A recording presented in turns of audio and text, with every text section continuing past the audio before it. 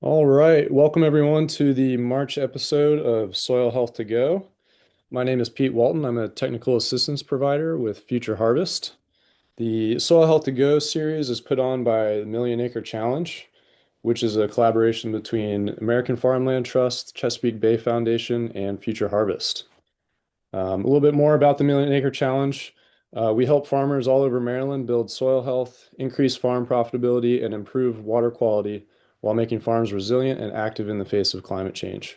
Our farmer-focused collaborative uses soil health science, economics, education, and incentives to achieve our mission. So for this month's episode, we're here with Patrick Heizer of Blue Glade Farm. Patrick, thank you so much for joining us. Patrick has a really inspiring vision for long-term regenerative agriculture, which is something that always gets me excited. And just before we get too deep in here, just a little bit more Million Acre Challenge. If you're interested, please go on our website and sign up for the newsletter. Each month we'll be having a different featured farmer, which will then be who we interview for the Soil Health to Go webinar. And Patrick, I'll kind of turn it over to you from here and let you introduce yourself, and we can kind of just get into it here. Well, first off, thank you for having me. I'm Patrick Heizer, and I have Blue Glade Farm. It's a very small permaculture farm in Walkersville, Maryland. We're about 12 acres. We started in November of 2021, and my family and I are just trying to make it work. We're primarily focused on chestnuts, pawpaws, and persimmons. And just in a few weeks, after building fencing this past winter, we're getting our first steers, which we will rotationally graze.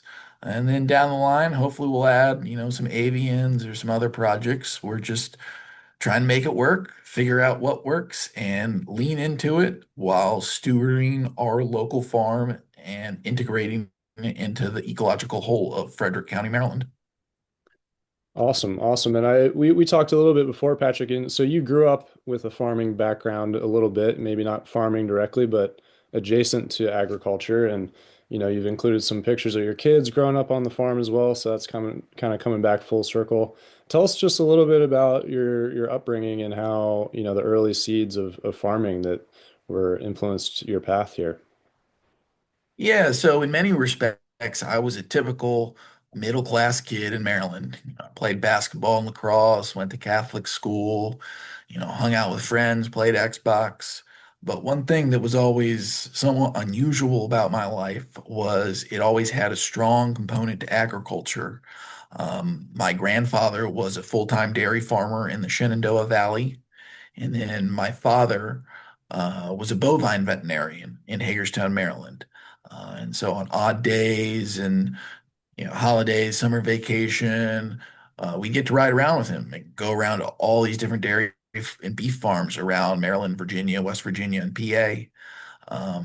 And then when I was in the first grade, I guess my dad was looking for something to do, and so the family moved and bought a Christmas tree farm, to which we then converted into like a hobby beef farm. And he always maintained, 15 to 25 head. And so my brothers and I got into 4-H.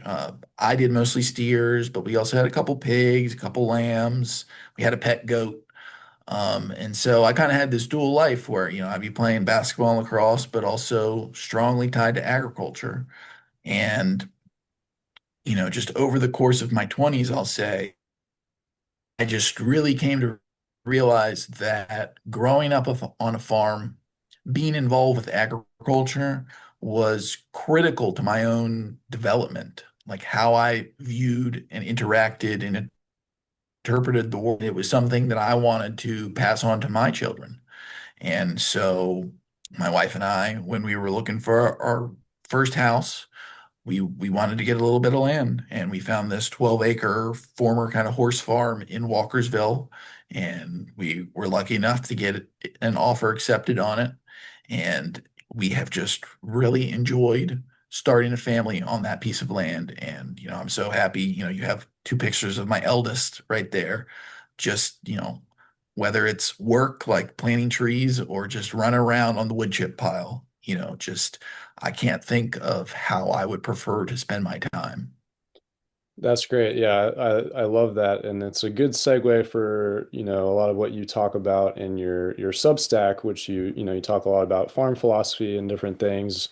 And you spoke of like a vision of long-term agriculture and thinking about your grandchildren being, around to see the trees you've planted and things like that. I love that you think on such a long-term scale. Tell us a little bit more about kind of like the vision you see for the farm and what that looks like for you. Well, don't make me out as some saint. I got bills and deadlines. I think very short term too.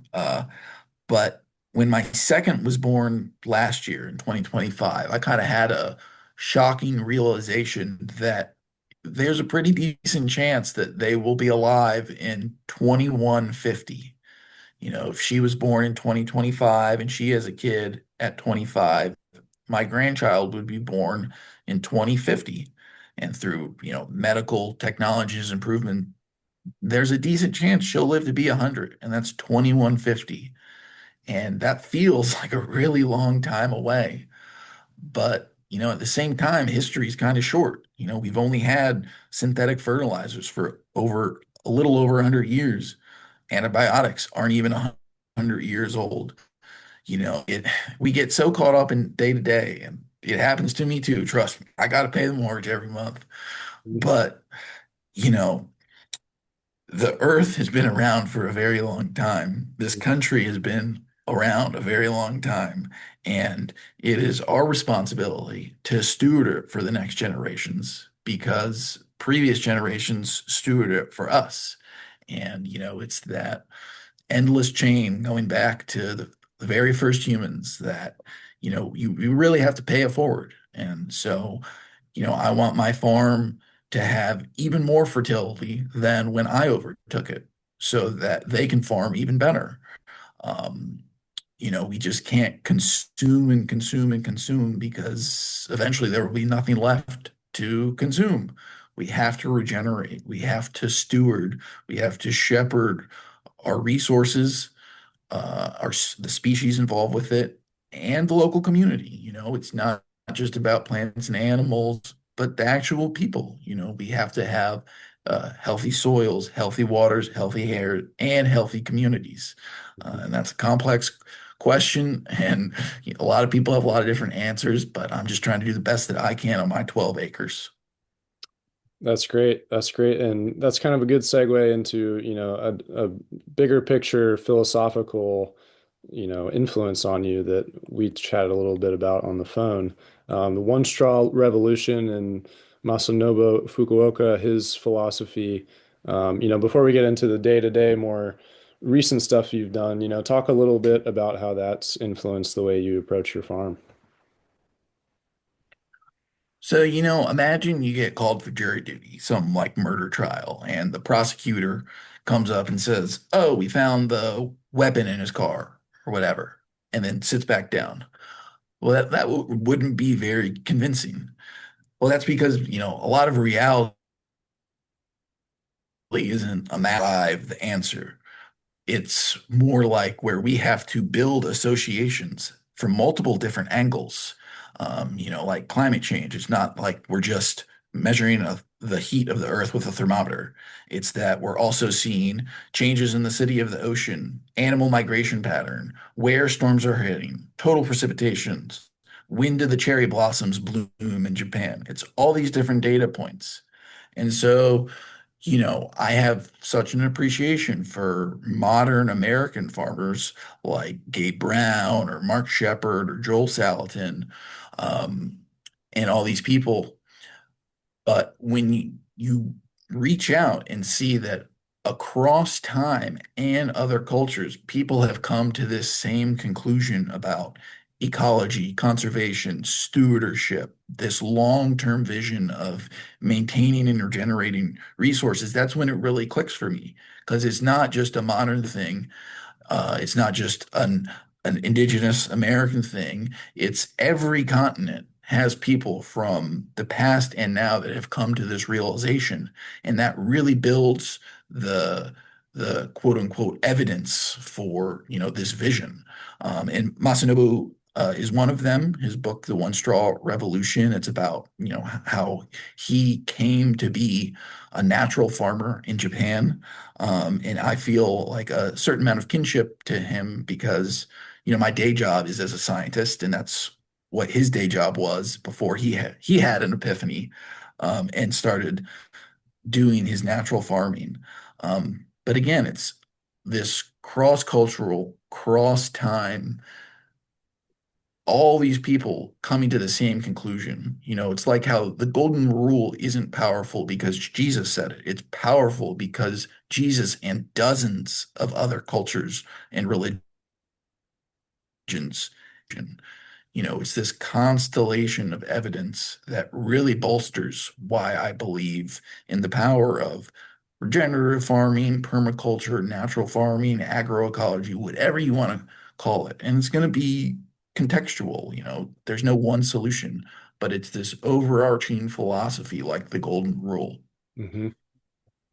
No, that's beautiful, and I really align with that, and appreciate you kind of giving that context for the conversation. I think it's really important to just take a holistic approach to this and step back at times, on our day to day on the farm. You get so zoomed in on, just pulling weeds or whatever it is that, it's important to step back and take in the whole context of how we got here and the best path forward. So I really appreciate that perspective.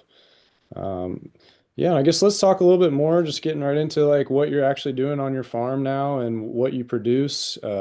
I know you've planted a bunch of tree crops, which that's tree crops are my particular passion. I actually live on a farm that has some grafted nut trees that are over 100 years old. So I've kind of got this example of what these systems look like in the future. But, tell us a little bit about what you've got planted, what you're growing, and what you've done so far in your first 4 seasons. Yeah, so we got right into it. The Our first couple years, we've really focused on planting the trees because they they take time, um, and we have dozens of different tree species, but the big three that we have planted are chestnuts, pawpaws, and persimmons. Um, you know, Setting some aside some minor genetic issues, they're all like native species. Mhm. Um, and the chestnuts are, the real anchor to the system. They're long-lived, steady producers every single year of uh, a very staple grain. Chestnuts aren't fatty like other nuts. And, they're integral to American culture. Chestnuts roasting by an open fire. They were a pillar of the American diet for uh, decades and centuries before the chestnut blight. And again, all my trees do have some amount of Asian genetics to complete Asian genetics because of the blight, but there should be chestnuts here. And so they aren't a perfect replica of the American chestnut, but they fulfill many of the same ecological roles, wildlife, habitat, soil uh, building, soil prevention of erosion, of course, sequestering carbon and synthesizing oxygen. In addition to that, delicious chestnut. Um, the pawpaw is fully native. The Eastern United States is the only place where it grows, and that will probably be the real quote unquote cash crop for us since it's so niche that there really aren't many professional growers. A lot of people, consumers, don't even know about it, let alone they haven't had one. Mhm. And so, in my county, you can sell them for like $12 a pound. If you go down to DC, it can be upwards of like 15. And, that's a good amount for a fruit. And again, they're kind of young ecologically to North America. And so they don't really have as many pests and diseases as other trees, which is a plus. And then finally, the persimmons, which we will try and sell some, but that's actually mostly to try and feed the cattle. Now, I don't have firsthand experience of this, but the internet says that cows will eat persimmons. And so, since they ripen so late in the season, we're hoping to be able to, just supplement winter feed, delay hay feeding as much as possible. Even if you can just supplement with persimmon so as to feed 50% less feed and hay during the winter. Mhm. That's a huge cost savings, and that's just growing there right on the farm. And again, we have a mix of Americans and Asians, but setting that aside, persimmon should grow here. They should be here. Absolutely. And kind of like the pawpaws, they have less diseases than some other trees. Um, and so, yeah, those are the big three tree species. And as I mentioned earlier, in just the next couple weeks, we're going to be getting our first steers, and we'll do the rotationally grazing under the trees. We have permanent external fence thanks to an equip grant from the NRCS. Um, and I will use uh, internal electric fence to subdivide the big fields into about 30 to 40 internal paddocks and rotate the cows every single day so that grass and then the ground gets a rest for about 30 to 40 days before it sees grazing again.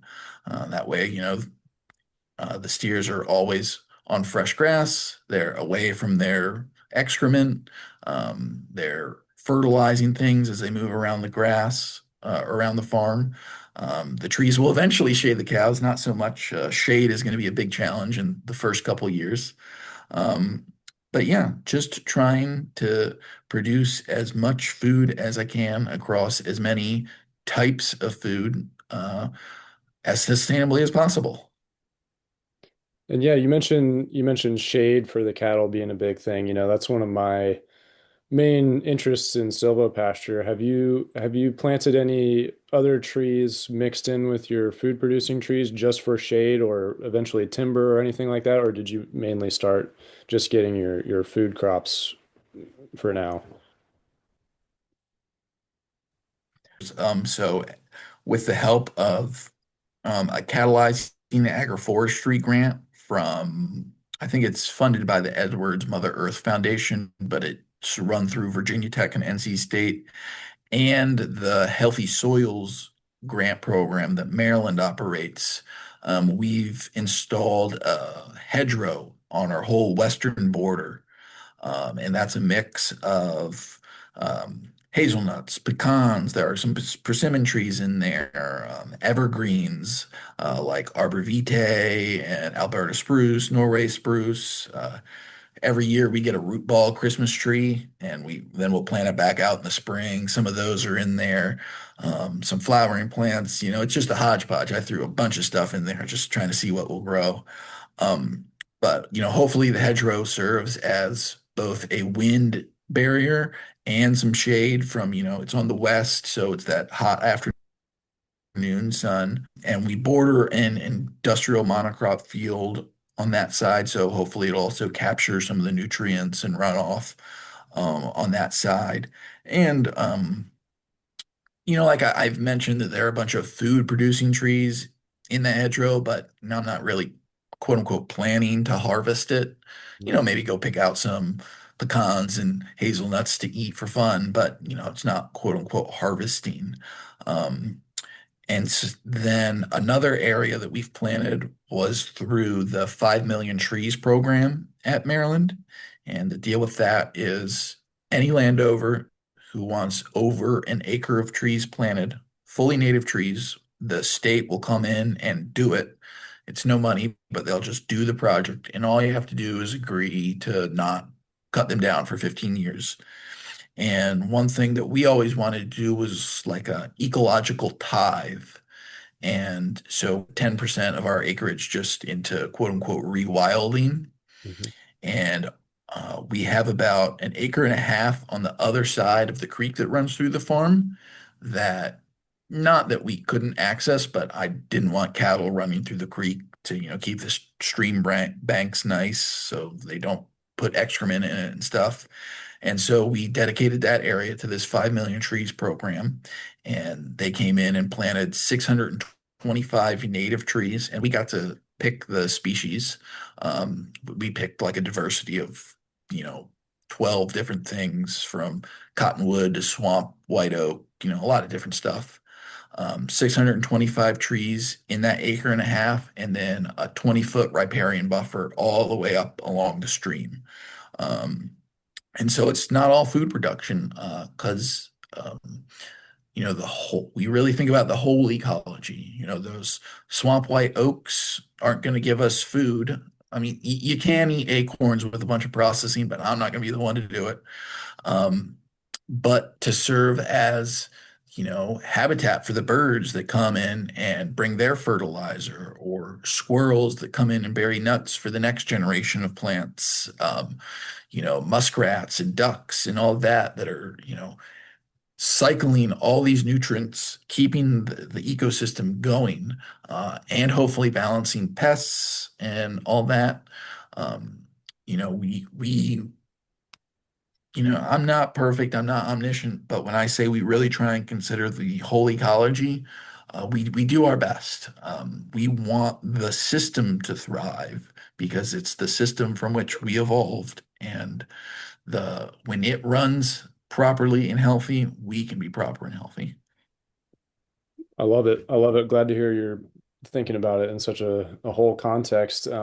While you're mentioning the different grant programs you are working with, I'd love to hear just a little more about your experience with that. It sounds like you've taken advantage of several different programs and, how have those worked out for you? What was the process like going through actually getting those grants? Did it cover most of what you wanted to do?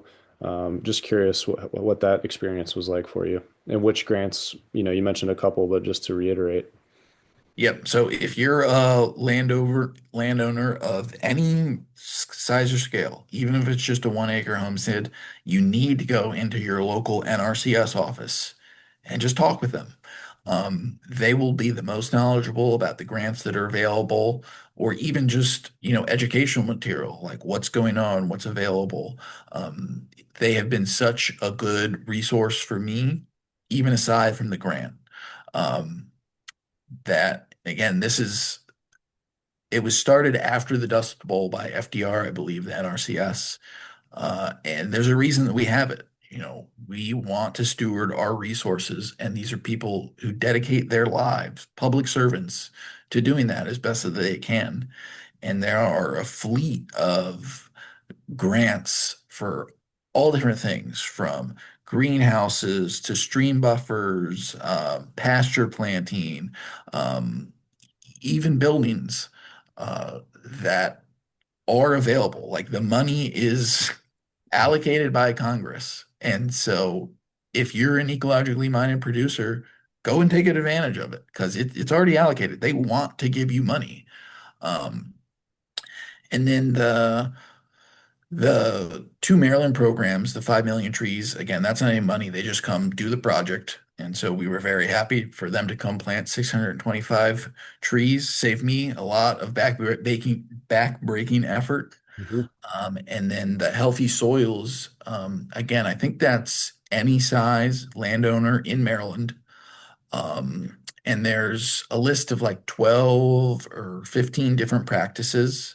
And again, it's not all like big animal silvopasture. It can be pasture replanting, or, native species planting. It's a bunch of different things. And then um, the people at the Department of Natural Resources work with you. They'll come and do soil testing on you, and they'll do it over the course of the grant because, they want to see what practices are actually improving soil health. Maryland has made big commitments and big strides about cleaning up the bay and stewarding our natural resources. And again, I think sometimes people think the government gets bad rap, but in my experience, the people at NRCS and Maryland's DNR, they are public servants. They want to do the best that they can with what they're given. They're as passionate as I am. Um, and then the last one was the catalyzing agroforestry. Now that one was about agroforestry, so you have to be involved with that. But again, it could be anything from pasture planting to actual tree planting. Um, it's privately funded. Again, the money's there. They want to distribute it. So if it sounds like something that you're working on or are thinking of starting, I encourage anyone to look into either these grants or just Google like different grants that are available for this, that, and the other. There's a lot of people and money out there, more than you would think. It was more than I thought. I kind of thought I was going to be a lone wolf on this, have to do it all by myself. But no, there are people out there that are passionate about this, that are the visionaries, the innovators that are getting projects like this going, and there's funding. So please, I encourage anyone, Google around for it, or at least go into your local NRCS office. That's great. And I'll just plug myself in here as well. My role with Future Harvest is helping farmers look through the different grant opportunities and see what matches with the practices they're trying to do. So anyone watching this, feel free to reach out to me, Pete at futureharvest.org. And also, I think going to your local NRCS is a great starting point. But yeah, it's really cool to hear that you've been able to tap into all those resources. It sounds like quite a few different ones. And how much of this was of your projects were covered by grants versus things? I mean, obviously buying the farm you had to pay for yourself, but was it able to cover most of your costs to kind of get these initial plantings and things established? So my equip grant had three arms. One was a high tunnel, which we're using to extend the growing season in the spring and fall. It covered, I want to say, about 120% of the installation. But of course, we have ongoing expenses. Um, it covered maybe, I want to say, about 60% of the watering lines. So we installed underground pressured watering lines and frost-free hydrants to each of my three fields. It covered about 60% of that. And then for the external fencing, it covered, I want to say, about 30% of that. And so it was definitely a big boom. It was a huge help, like a genuine thank you to the NRCS. I cannot say that enough. Go to your local NRCS office. The Healthy Soils grant is more of like a staggered, they pay over, I believe it's 5 years. And then, you have to do the project, whatever you say you're going to do. And then they come out and monitor it every single year and do the soil tests and stuff. Um, I didn't really kind of keep track of percentages there. Like I said, I'm just throwing stuff in that hedgerow. Every spring I go out with like a good mid-Atlantic pasture mix and do some overseeding in my fields, just trying to get my pastures established. One of my fields, when I overtook it, the this field that you're seeing right here on the right with the double row of chestnuts, Mhm. um, our farm, the previous owner, they had really taken care of the place, but it's like a story that many of us probably know. They were getting older and they couldn't really take care of it anymore. And so they'd rented out this field to the neighboring farm. And so when I overtook this field, it was a standard industrial monocrop field of just dirt. It was a cornfield. It was corn year before I overtook it. So just some corn stubble and open dirt. And um, it's that's not the best picture because I think that's last March, so you can't really see the pasture in green. But just going out there with a little push seeder and even just me holding the bag and just throwing it with my hand. Uh, when you give some good soil and we had some decent rain, things want to grow in uh, open soil. And so it's not as hard as you would think. That's keeping the soil covered is a principle of soil health for a reason. If there's open dirt, something will grow, and you just have to set up the opportunity for it to be something that you want, whether it's a chestnut or a mid-Atlantic pasture mix. Um, I promise that pasture is much more green than that picture looks like. Even my friends that came and helped me overseed one year, we kind of felt a little silly, just throwing seed around and covering up with straw as best we could. And they came back that summer and just, wow, like we did that. And Very cool. Very cool. So how was the soil when you started there? Was it in decent shape? And I guess how have you noticed any changes over the first few seasons in the soil health and biology? You know, that's stuff you can kind of just look at and see, you know, worms and all the different things. What kind of observations have you noticed over your first few years of this new management?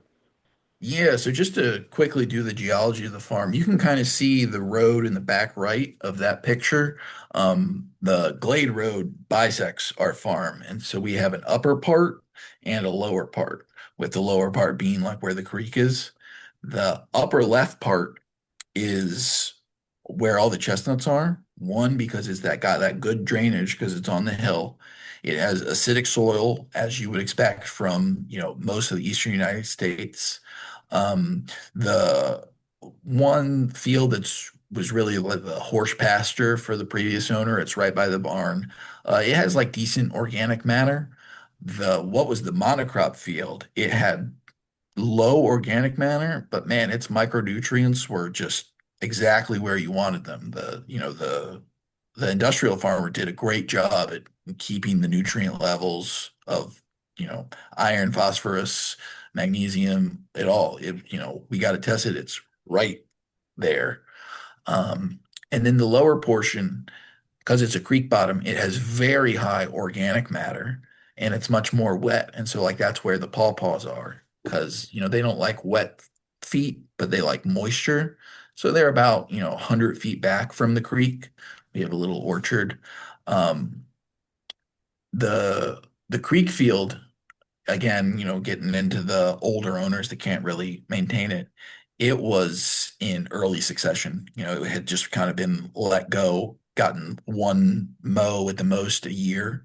And the county weed board got mad at me the first year because I was just trying to, get the other side of the farm. They were like, there's too many weeds in that field. I didn't even know there was a county weed board, but they came knocking and said, you got to clean that up. Um, and so even that field, I think that's the most change that I can see because I remember when it's got so much thistle and just you know crap in it, early successional black locusts and stuff.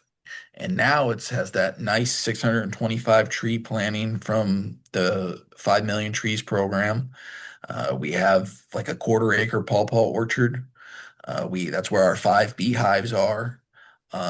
Through consistent mowing and machete and beating it back, it's now nice and robust pasture. We just installed the fence this winter, so it's got maybe about 3.5 to 4 acres of pasture um, for the cows, and just seeing the day to day feels so slow, especially with the trees. Like, they don't grow week to week, but then just seeing these pawpaws and chestnuts that I planted basically as twigs that first spring. And now last year, we got our very first pawpaw and very first chestnut. And those trees are taller than me now. It's just, the day to day can feel so slow and sloggy, and I'm not accomplishing anything. But then I just look back over a couple years, and it's like the fruits of my labor are starting to come. Yeah, I just wanted to jump back to this slide here. Is this your first pawpaw on the left that you got a picture or one of them? It is. No, we only got one. Got Um, one. All right. one Right single on. fruit. So that is a sunflower cultivar. I bought that from Edible Landscaping down in Afton, Virginia. Great Uh, place.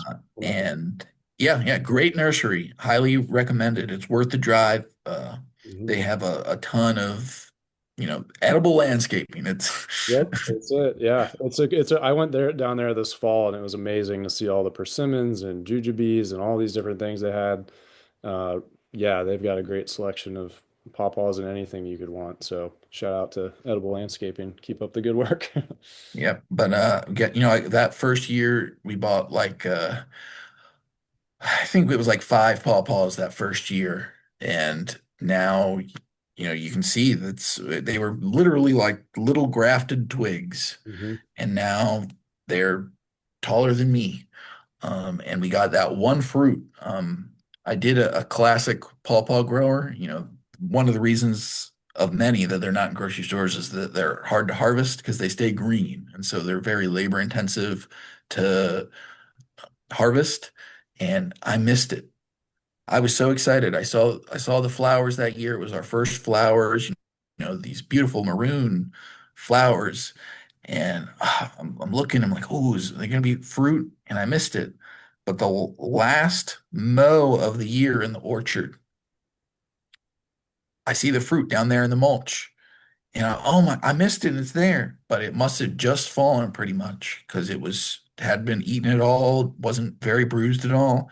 And yeah, I brought it inside and my wife and I ate it and just it was a delicious pawpaw. And I was literally tasting the fruits of my labor. Yeah, yeah, no, that's a amazing experience when you've planted trees like you're saying that were little twigs, and then you're years later it feels like a blinking of an eye, and you're getting to eat the fruits. It's very fulfilling. So congratulations on your first pawpaws coming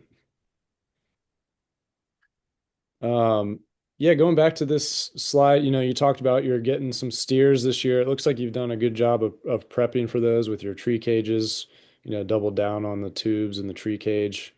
That's definitely a major management thing when people are introducing cattle into a system. Um, yeah, how do you envision the integration of cattle going? It sounds like you've spent some time with cattle, growing up.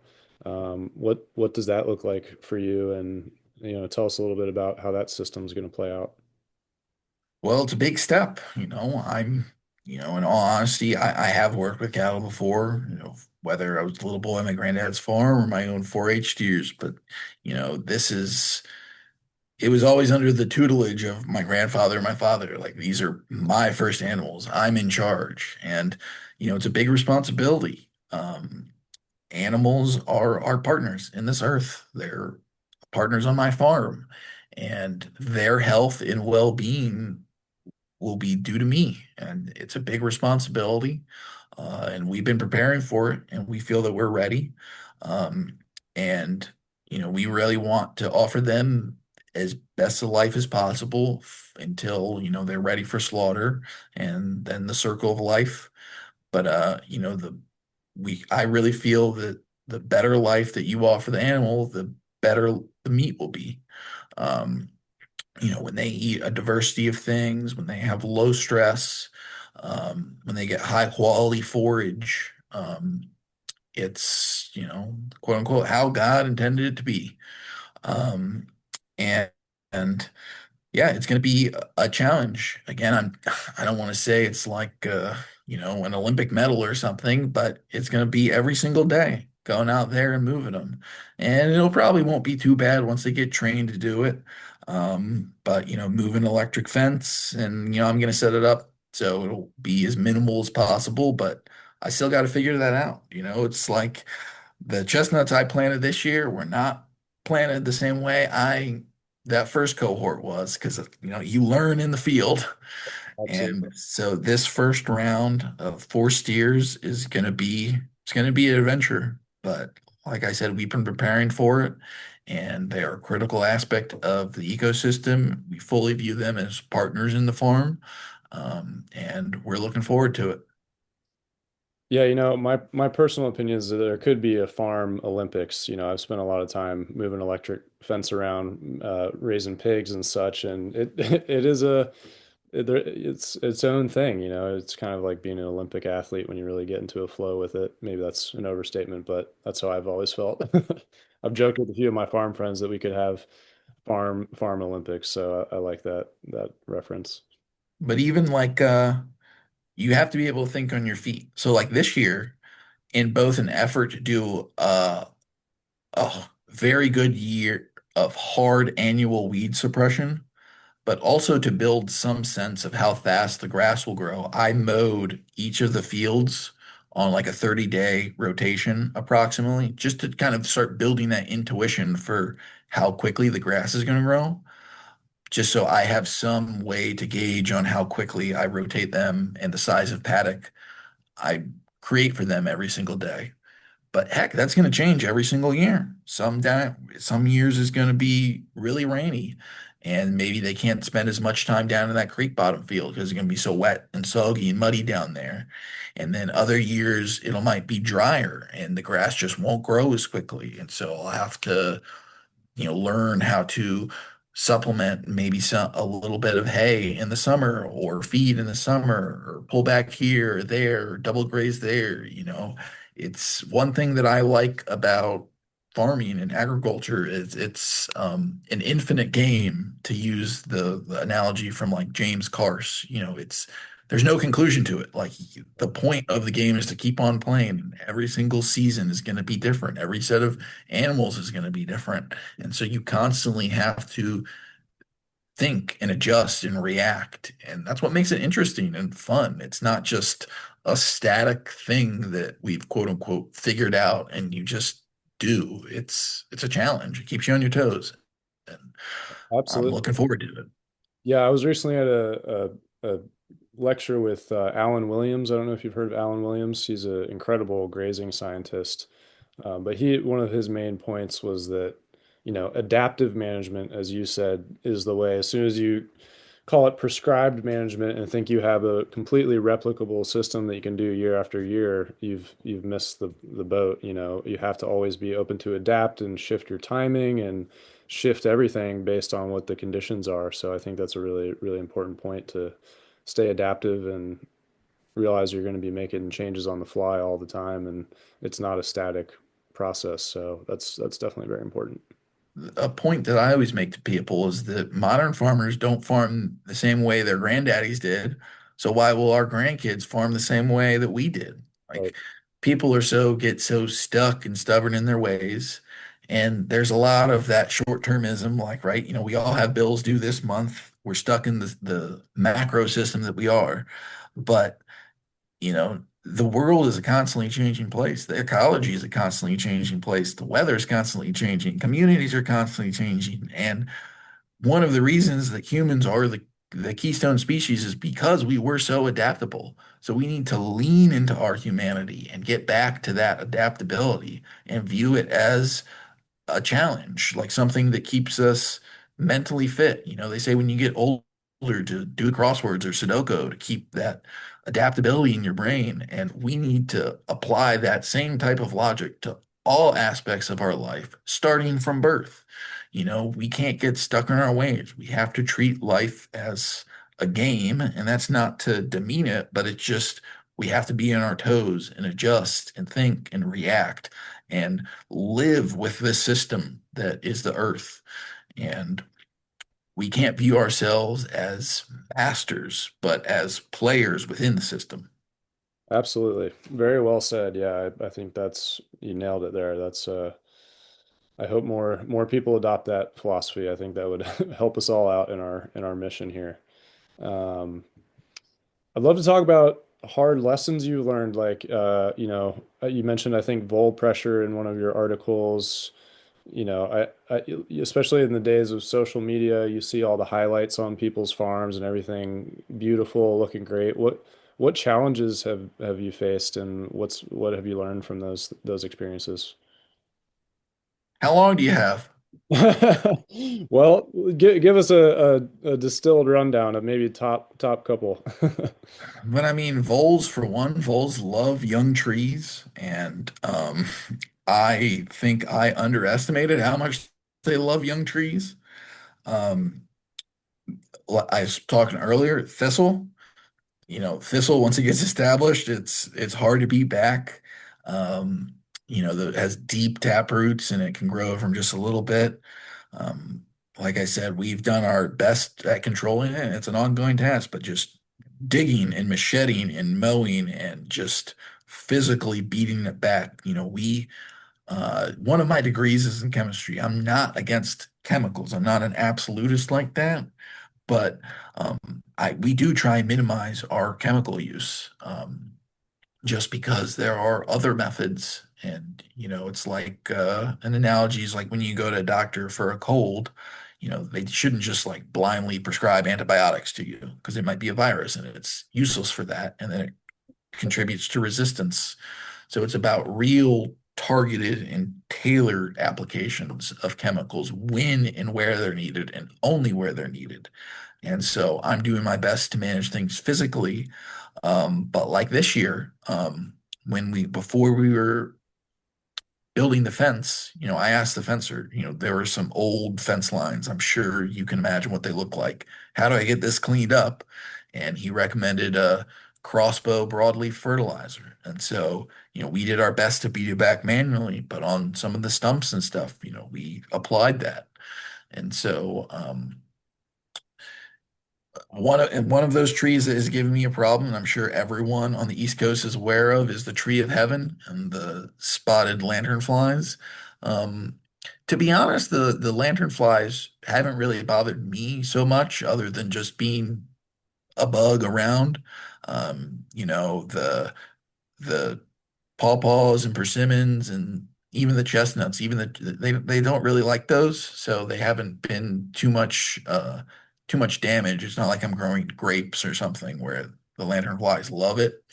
But man, those trees of heaven are everywhere and they grow just from the roots suckers, and you cut one down and they send out in all directions suckers everywhere.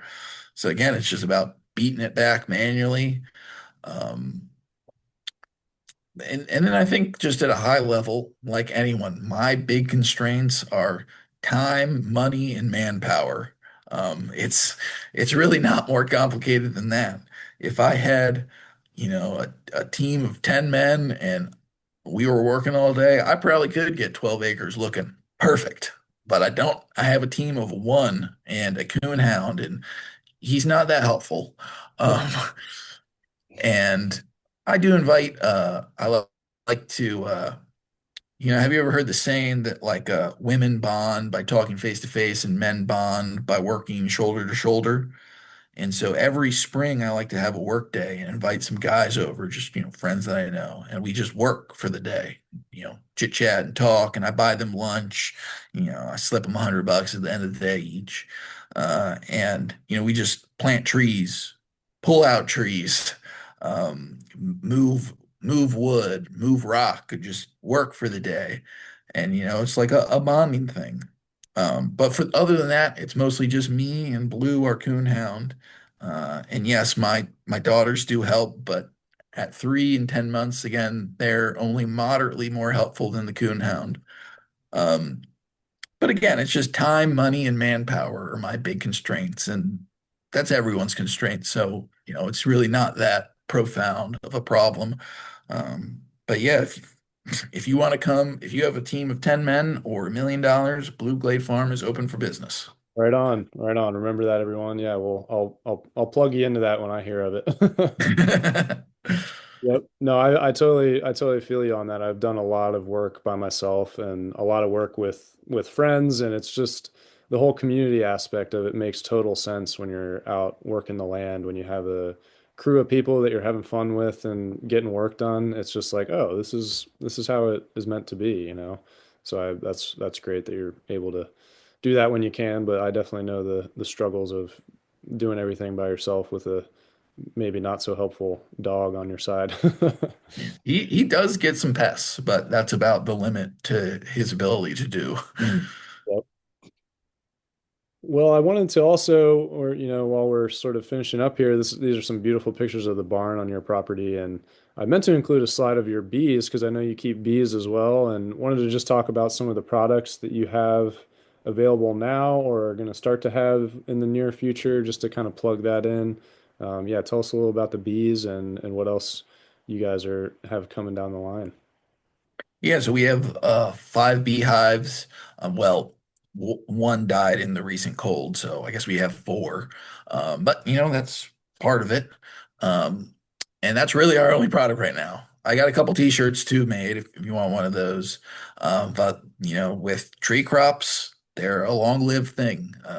We have no expectations of major sellable crops for at least a couple more years. And then the cattle, like I said, we're getting a few weeks, and I'm going to book slaughter dates for end of 2027. So I guess we will have beef available then. Um, but then other than that, most of our, like our garden and our berry bushes and small little side projects like that, it's all household scale or like very community scale. So I don't really have a lot of products right now. I do have honey. If you're local, I will absolutely meet up with you. If you're not local, I will ship, but you really should be supporting your local beekeeper, not me. Um, and yeah, we're just trying to make it work. And yeah, the bees are a critical aspect to the farm. Don't need to explain bees to everyone listening. We couldn't do it without them and the natural pollinators. And you got to think about the natural pollinators too. You can't just put 50 beehives on a 12-acre property. You got to make room for the natural pollinators too. And I love seeing them. We have pipe organ wasps all around the barn.